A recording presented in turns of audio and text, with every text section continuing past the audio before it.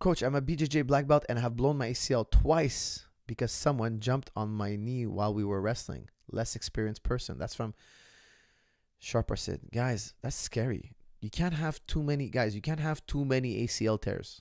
Okay? You have a limited amount of times you could fix your ACL. Now, I have one student. There's a reason why I made the Strong and Stable program, because I can't keep explaining to each individual. I'm like, you know what? I'm going to put it on video.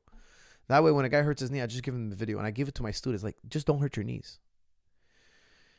I have one student years ago, before I had the Strong and Stable program, he had 3 ACL surgeries. Now they're scared if they go in for a 4th, they might have to amputate him. If it doesn't go right, they might have to amputate his knee. Like, it's really scary. So he can't do it. And the guy's a cook.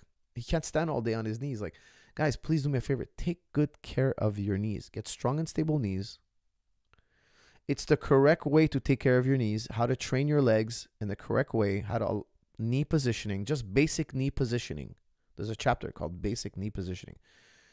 You will avoid 80% of injury. Then it's about strengthening, explosive power, and endurance. Guys, if your legs get tired, that's when you get injured, okay? People get injured when they don't have enough strength, they're tired, and they're out of position. You're in an asymmetrical position, out of alignment. I'm not a believer at all at going knees over toes, guys. There's only a small amount of times where it's okay. And I go over that in the video. There's a small amount of times. When you don't have weight, you don't want to load on your back and go knees over toes. That's a very bad idea. And you don't want high reps knees over toes. There are some things you can do knees over toes. There are times where we do things knees over toes. But when you're on the mats, guys, when you're running, when you're jumping, when you're doing MMA, Jiu-Jitsu, you're going so much knees over toes. It creates inflammation in your joints. Then you go in the conditioning room and you go more knees over toes. That's ridiculous. It's ridiculous. It's a very bad idea. It's redundant.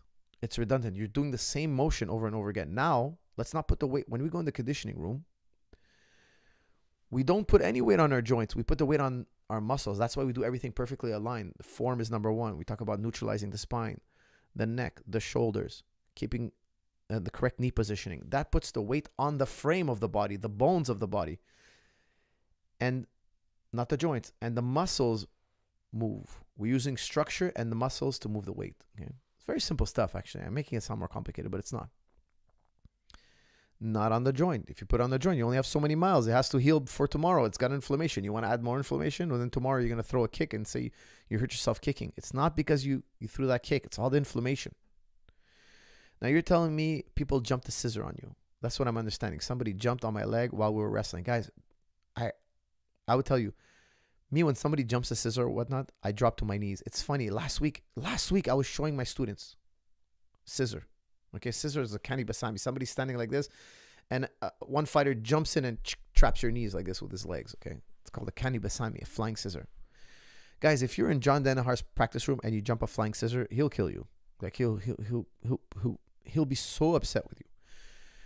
We drill it, but we don't do it live. Now, if we do it live, we tell each other, we're black belts. Hey, I'm going to try it on you. I'm not going to, we kind of like coordinate. Okay. But in a match, you can do it. In a match, Abu Dhabi rules, jump a scissor, you break the guy's knee. Well, you won.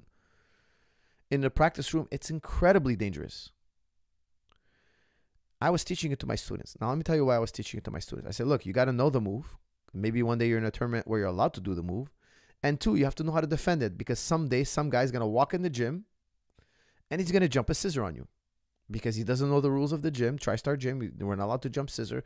And this guy learned scissor. Maybe he learned it on the internet. Maybe he's training years and he doesn't care if he gets kicked out of the practice room, and he jumps a flying scissor. Now, funny enough, the week before, I was sparring with a guy, MMA, and a good wrestler with jiu-jitsu and boxing. We're wrestling, and he jumped a scissor. When he jumped the scissor, I wasn't surprised. I just dropped to my knees. So the counter is to drop to your knees, and basically they take themselves down. They jump a scissor. If you fall to your knees, you can't hurt your knees. And he just basically gets passed immediately. He gets taken down immediately. Now, that guy was just a visitor, nice kid, but I told him, you're not allowed to jump scissors, very dangerous, and just don't jump scissors in this gym. The next week, I was teaching it to my students. I was telling them, look, one day some guy's going to walk in here and jump a scissor. How do you defend the scissor? Drop to your knees. Okay, so what I'm trying to tell you, Sharp Acid, is number 1, take responsibility for your joints. Okay, like you go out there. If there's a guy who's going to jump a scissor on you, you're not going to let him break your knee. Okay, don't build your style Do not build your style in a way where you rely on the goodness of others to stay healthy. Okay, no, that we're not gonna do. Okay, so one, you have to know how to stop a scissor, or whatever the technique might have been. It's very important to know this stuff. Why do I teach my students to block a scissor when we're not allowed jumping scissors? Excuse me. For this very reason, when somebody jumps a scissor, you're not gonna let it happen. Okay, that's one. And two, rebuild your knees. You did your second 2 ACL tears. Don't let it happen again, man. 1 ACL tear is more than enough. Okay, get strong and stable knees, Sharp Acid, and please take care of your body, man. Take care of your knees. It's a very, very serious injury, ACL. Coach, first torn ACL was a terrible guard pull. Oh my God, it's a sin to pull guard. Sharp, it's a sin. First torn ACL was a terrible guard pull. Second was failed jump on my back attempt. Oh my God. Feels like wrestling with unknowns is really risky for injuries. Thoughts? Okay, Sharp. Well, listen, I'll tell you something.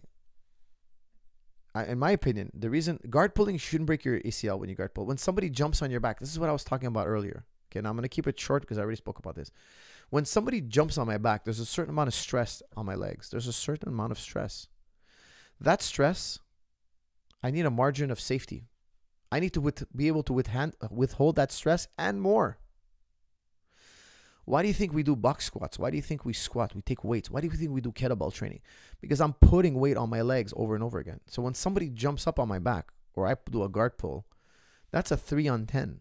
But for you, it was a 9 on 10. And in your fatigue state, for you, it was a 9 on 10. Okay? It's very, very important you address your conditioning. I find it very irresponsible for instructors, martial arts instructors, Jiu-Jitsu, instructors that don't teach takedowns and don't have their athletes or students condition. I find it very irresponsible. Why? You're not teaching your student to defend themselves. This is horrible. This is so bad. Your student's going to go out there one day and can't defend himself. Guys, also, the moves I select when I teach my students, 80% of them will work in a fight situation. 20% are tie-up fight. We're hand fighting. We're leg pummeling. We're trying to get into a position where, okay, this is where the fight could start. Okay, so 20%, never more than 20%, guys. The Pareto principle. 80% has to be core fighting. That's why our style of jiu-jitsu is going to work gi, no gi, MMA, and self-defense situation. Some guys are doing 80% of their training worm guard or galaxy guard or some kind of guys. That's not going to work. That's not going to work. You're going to grab on a guy's sweater like this. I'm going to be punching in your head. You're going to try to grab onto my sleeves. Guys, this is not going to hold. These sleeves are not going to hold. I'm going to be punching. As you're trying to hand fight with your collar, you're just going to get punched. Why learn this style? Why is jiu-jitsu, why is so much of the jiu-jitsu world obsessed with learning these little gimmicks? Where you have moves that will work in every situation. Why not study those moves? Why not? I'll tell you why not. One, they're not aware of it. They're not aware of this dilemma they're in. They haven't been in a street fight. They haven't gotten beaten up. Guys like you who've had their ACL broken twice, now you're thinking, hey, why didn't my trainer make me do conditioning? It's completely irresponsible. Guys, in the sport of wrestling, please do me a favor. Search the world for one club that doesn't do conditioning. You won't find one. Search the whole world. They all do abs. They all do neck bridges. They all do pull-ups, push-ups, squats, lunges. It's a prerequisite. You can't just jump into wrestling and you're out of shape. You get in shape. You can grapple, and you have to build your body. If somebody jumps on my back, he's not going to hurt my knee. I'm telling you, he's not going to hurt my knee. And another thing that's really, really important that jiu-jitsu practitioners don't do is tumbling. Shoulder rolling, back rolling, break falls. Go to any judo club in the world. They all do it. Why? If somebody throws you or jumps on your back, you're going to know how to yield to the weight. These are very important, very, very important skills you have to learn. It's unfortunate that a lot of jiu-jitsu schools, they just focus on technique and then straight rolling, and then they kick you out the door. Why? They want to fill in the 8 o'clock class. You didn't pay for the 8 o'clock class. While you're doing 7 to 8, you got to go. The next class is coming in. It's really a different crowd. Why? Jiu-jitsu is expensive. Wrestling, it's hard and it's funded by the government, and nobody wants to do it. So your students won't run away from you. They're really hardcore. The guys who are in the practice room, the wrestling room, they really want to learn how to wrestle. They have a passion for wrestling. So you could torture them with conditioning. If you make a jiu-jitsu guy condition, a lot of them are like, hey, this gym is a little, I just want to roll and do an armbar, and call it a day. But it's irresponsible for your health, guys. You must be in conditioning. Guys, you know what? I'll tell you something. It's a lot harder to do jiu-jitsu when you're not in shape than to do jiu-jitsu when you are in shape. I only do fitness like 5 or 10 minutes after practice. It's only 5 or 10 minutes, not that long, but you do it every day. You get in really, really good shape. 5 or 10 minutes. It feels good. I like doing my conditioning. That's when we talk, we chit-chat, we hang out. It's cool. Sometimes I do 20 minutes. 20 minutes would be a long day of conditioning, okay? Guys, 5, 10, 20 minutes, 15 minutes, whatever. Okay, a great example of that is GSP. After every practice, he does conditioning. Almost, I will tell you, every single day. The guy's a pristine example of how long-term fighting doesn't have to result in crippling injury. The guy's in phenomenal shape and health. Okay, we got one from MTM. I had my MCL blown out by John Smith low single. No way. Guy trapped my ankle and dived into my knee and as hard as he could. I did a turn and dive bailout to try to escape and my knee blew. How do you protect yourself, prevent this? That's from MTM. Guys, MTM, exactly what I just said. I will tell you guys, it's not that one, because guys, a John Smith low single is when a guy kind of drops down and grabs your leg at the ankle and pushes with his head in your knee. Similar to what Khabib did to Al Quinta, the first takedown, okay? You dive in a guy's knee. Now, guys, it's not, I do that takedown like at least 5 times a month. I've never hurt a single person's knee, okay? I've never hurt a single person's knee. Guys shoot on me all the time. I've never hurt my knee. It's really a question of physical fitness. If you're not physically fit enough, like, don't get me wrong, I've blown my MCL and my LCL.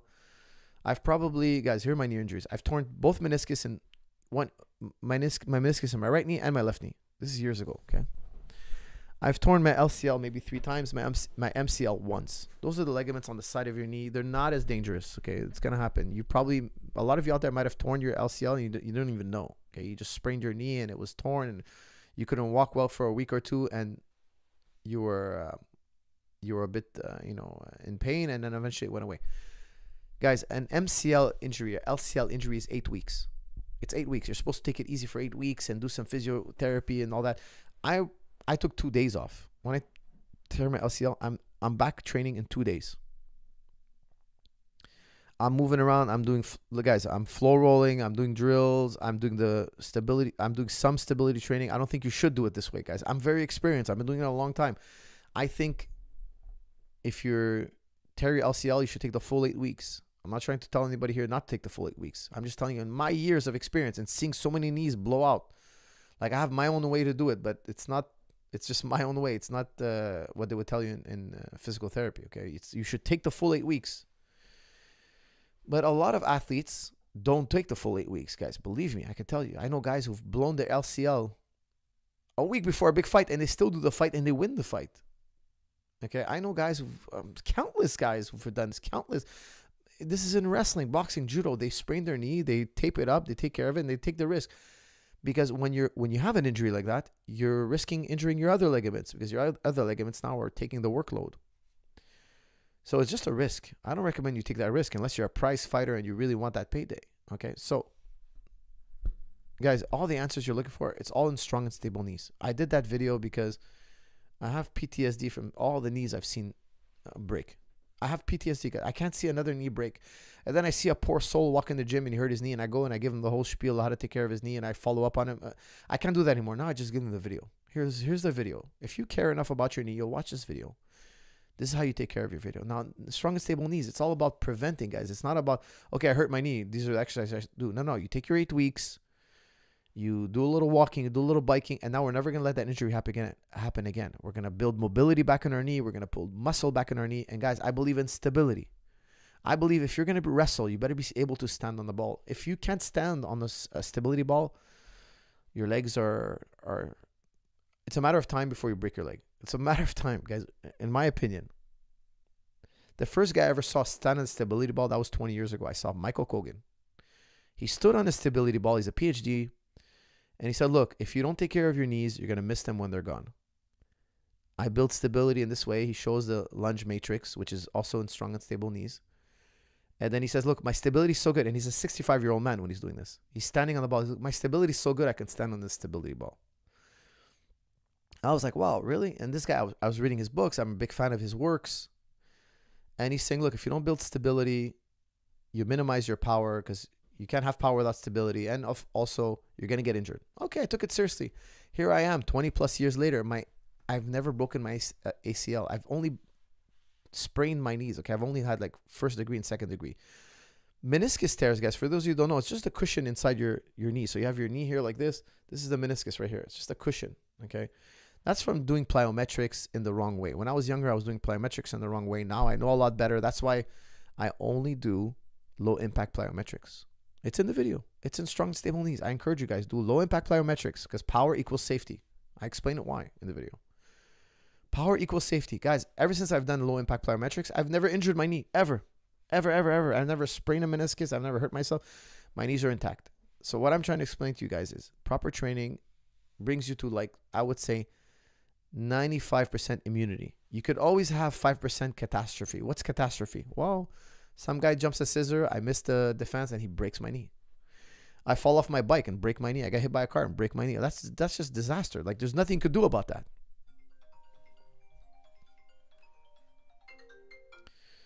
Sorry, guys. Not an important call. There's nothing you could do about disaster. Sooner or later, guys, I'm going to be talking to you about how I broke my knee. Somehow, some way. I'm rolling the dice every day. Every day I go in the gym, I do something crazy. I'm wrestling, I'm boxing. Sooner or later. But look, you want to keep the odds always in the 95% safety. Okay?